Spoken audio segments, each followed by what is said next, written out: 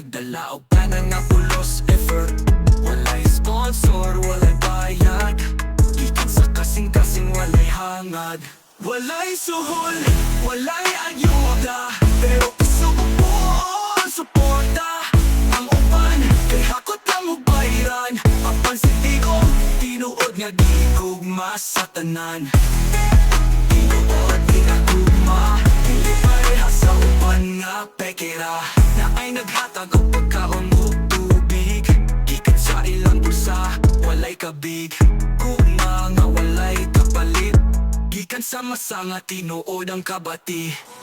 Ang upan pang nakitulog sa kwarta, pero tatay pang gabisan san sa pwesto wala na. Sa imong ngalan mo tindog ang kadaghanan, dininihakot tinuod nga katawhan.